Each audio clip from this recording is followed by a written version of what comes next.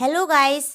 बहुत बहुत स्वागत है आप सभी का आपके अपने पसंदीदा चैनल राखी की पाठशाला में।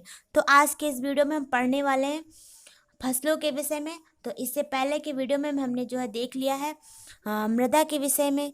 तो जो मिट्टी होती है इसके प्रकार क्या होते हैं ये सारी चीज़ें देख ली हैं। और मैं आपको बता दूं, अगर आपने अभी तक जो ह्यूमन फिजियोलॉजी है पूरा कंप्लीट हो गया, अगर नहीं देखा है तो आप देख सकते हैं। बहुत ही इम्पॉर्टेंट है, क्योंकि उसमें जैसे कि डाइजेस्टिव सिस्टम ले लीजिए, रेस्पिरेटरी सिस्टम ले लीजिए, नर्वस सिस्टम, स्केलेटल सिस्टम, इन सब से एग्ज़ाम में बहुत सारे क्वेश्चंस बनते हैं। और उसमें मैंने लगभग में पूरा कंप्लीट किया, तो आप वहाँ से देख सकते हैं। मतलब आप प्लेलिस्ट में जाके वीडियोस को देख सकते हैं। बहुत ही महत्वपूर्ण है आप सबके जो है पेपर की दृष्टि से। तो आज हम डिस्कस करेंगे फसलों के विषय में। तो जो फसलें हैं, तो ये फसल मतलब एक साथ जो होता है, एक साथ एक ही स्थान पर उगाए गए एक ही जाति के पौधों के समूह को फसल कहते हैं। और जो है जो ऋतुओं के जो ऋतु होती हैं, ऋतुओं के अनुसार फसलें 3 प्रकार की होती हैं। कौन कौन सी? खरीफ, रबी, जायद। तो ये रबी, खरीफ, जायद, ये मतलब इसका ये रबी की फसल क्या होती है?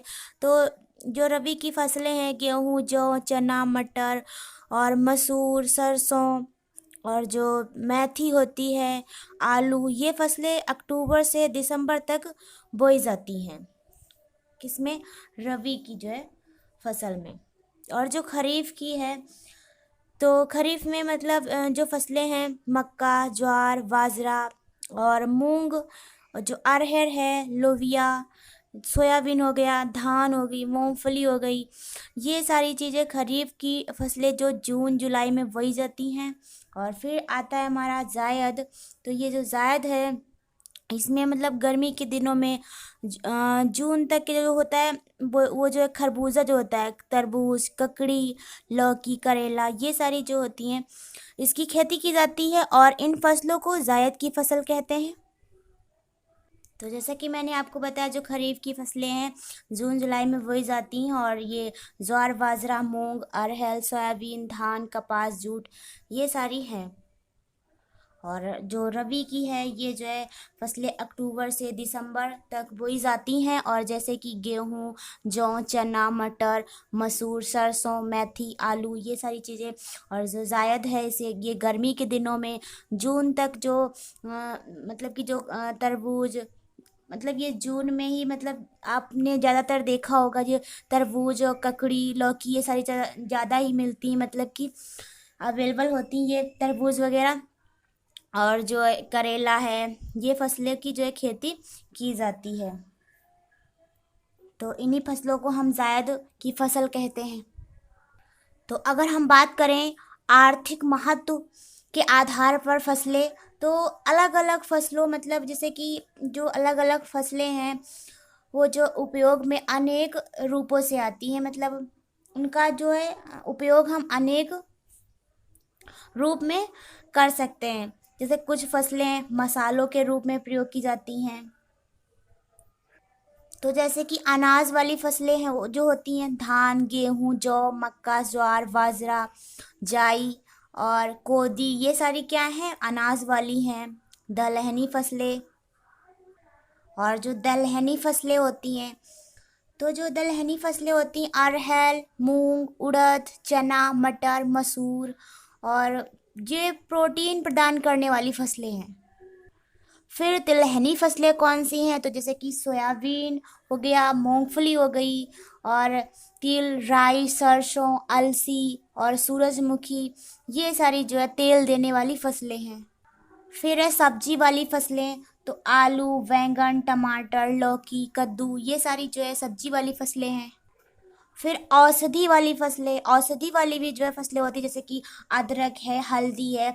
ये हल्दी का मतलब बहुत ही महत्व होता है, अदरक का भी। जैसे कि आपके जो है कहते नहीं, सर्दी जुकाम हो गया, जो है अदरक इन सब में। और जो हल्दी है, ये भी काफ़ी मददगार है। पुदीना, लहसुन और लौंग, काली मिर्च, और जो ये जितनी भी इसमें हैं, ये सब जो है औषधि वाली फसलें हैं। फिर जो है मसाले वाली फसलें जैसे कि धनिया हो गया, ज़ीरा हो गया, अजवाइन हो गई, प्याज, हल्दी, मेथी, और ये सारी जो फसलें हैं ये कौन सी मसाले वाली फसलें हैं।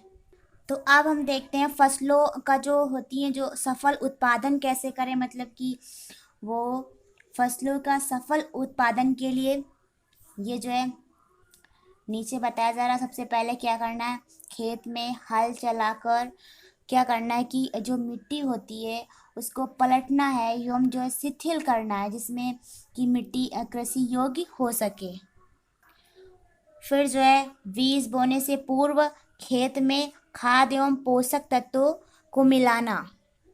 पहला तो है मतलब कि क्या करना है, सबसे पहले खेत में हल चलाकर मिट्टी को मतलब पलटना और जो उसको शिथिल करना जिससे कि मिट्टी में कृषि जो मिट्टी है वो कृषि योग्य हो सके।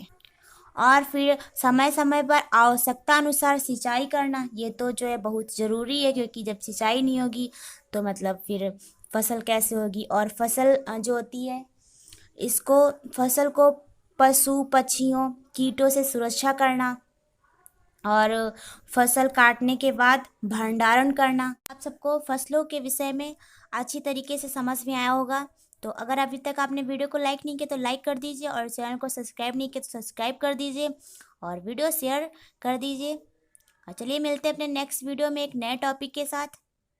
Thank you so much.